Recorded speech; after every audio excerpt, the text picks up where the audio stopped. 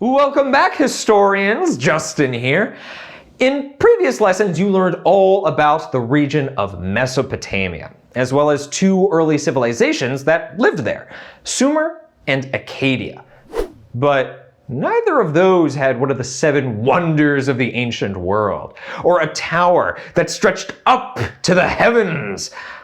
We're going to be covering both of those today.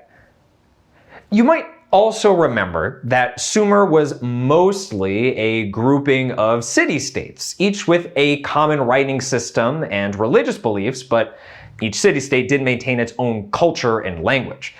Things changed with the Akkadian Empire. It was a lot more unified, with a common Semitic language and a political system that empowered the king to have more authority over religious beliefs and practices. It's fitting, then, that Babylonia combined elements of both. Today, we're going to take a look at all the cultural aspects of Sumer and Akkadian that carried over into this new civilization, as well as introduce you to the major developments of Babylonia. Let's get into it.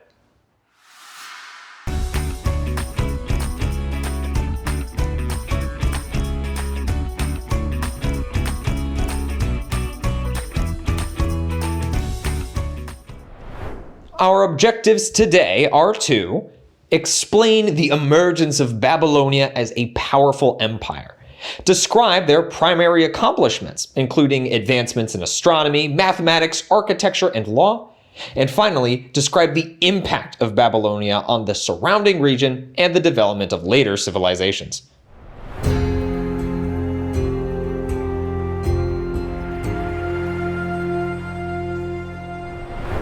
The Babylonians rose to power through a combination of strengthening its military, unifying its government, and expanding its trade routes and economic systems. First, the Babylonians raised a big army that they then used to conquer neighboring states, further expanding its own territory.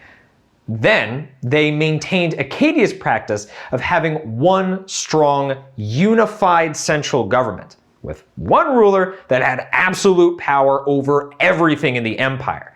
And that linked religion and government too. Finally, Babylonia controlled trade routes, using them to strengthen trade not only between the city-states in the empire, but with other civilizations as well. They also created a tax system and promoted farming and industry within the empire, further improving and expanding its economy. Some of the products they often bartered with or traded were sophisticated metalworks, like weapons, jewelry, and household items.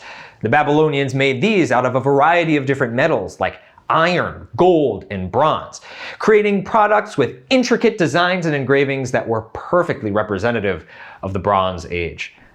Overall, this combination is what led Babylonia to become one of the most powerful empires in the ancient world.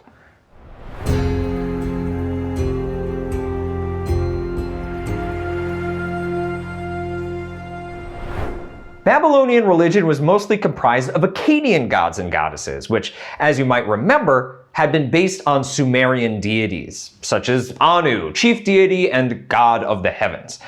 And of course, like earlier Mesopotamians, the Babylonians had their fair share of ziggurats. However, Babylonia put a much greater emphasis on the role of the king as the god's representative on earth, making him all the more important in society. They also developed new rituals to honor their gods, including festivals to celebrate the new year and the arrival of spring. Can you think of some rituals and festivals celebrated by your family? Take a moment now to write down a few. Babylonian religion included worshipping Marduk, the chief god who ruled the skies and creation. Other gods were Ishtar, the goddess of love, who was associated with the planet Venus, Ea, the god of wisdom in the underworld, and Shamash, god of the sun and justice. More on him in a minute.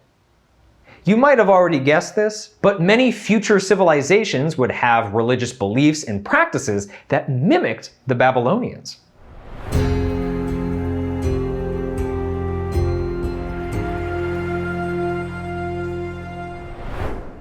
The Babylonians were good at observing the stars and other celestial bodies, like the sun and the moon. So good, in fact, that they developed not one, but two yearly calendars they used to measure time. The first was a lunar calendar that had 12 months with 29 or 30 days each. This calendar was based on the moon's cycles, but to keep the calendar in sync with the year, they added an extra month every few years. They also had a solar calendar that divided the year into 360 days and was used for more specific calculations. The Babylonians used these to predict important events like eclipses and the seasons, linking their knowledge of astronomy to cultural events and religious rituals. What other tasks do you think their knowledge of astronomy could be used for? Pause here and write down a couple answers for yourself.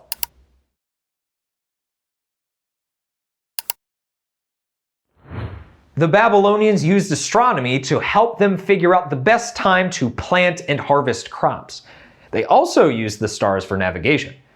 But moreover, their achievements in astronomy provided future generations with a fundamental system for measuring time.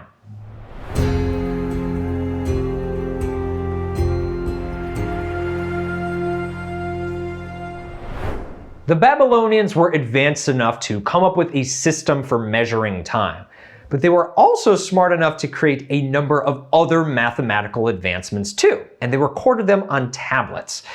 The Babylonians used these to create wondrous works of architecture, like the ones we mentioned before. Maybe you've heard of the Tower of Babylon, or the Tower of Babel. Many scholars believe that the ancient temple's description was based on Etemenanke, a massive ziggurat that was constructed by King Nebuchadnezzar II in Babylonia's capital city-state, and whose name means Temple of the Foundation of Heaven and Earth. But get this, some people think it never even existed at all.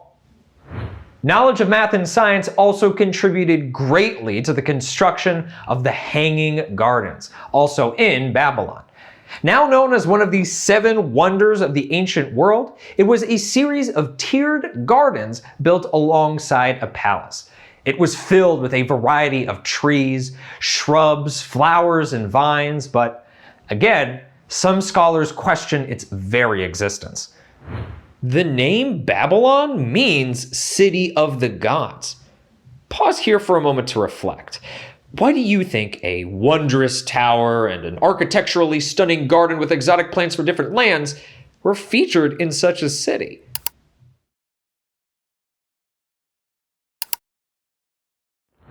Did you say that it was likely built to honor the gods? The Babylonians' early mathematical developments and architectural achievements provided a model that was used for centuries in building buildings and monuments, like the Gate of Ishtar. But there's still one more huge advancement under Babylonia's belt that we haven't even mentioned yet.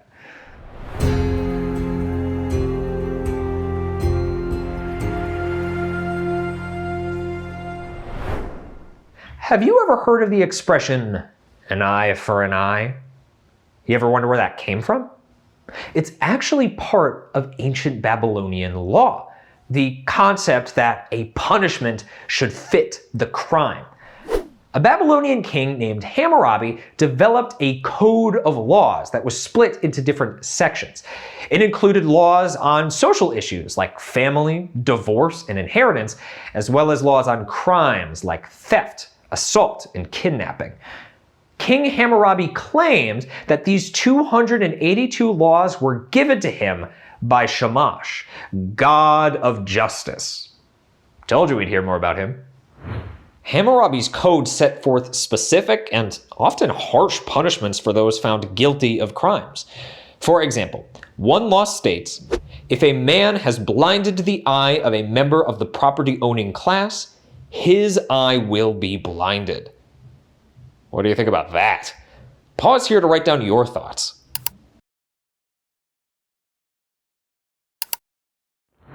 The Code of Laws also set clear compensation for victims of theft and trade disputes. It also established the concept of presumption of innocence, which just means that it's on the accuser to provide evidence of wrongdoing whenever anyone is charged with a crime. King Hammurabi established unified religious practices across Babylonia and helped expand his civilization, but he's best remembered for his Code of Laws. To most historians, it was an important model for later significant documents, such as the United States Constitution, in which written laws apply to everyone. If you want to learn more about Hammurabi's code, be sure to check out your PDF.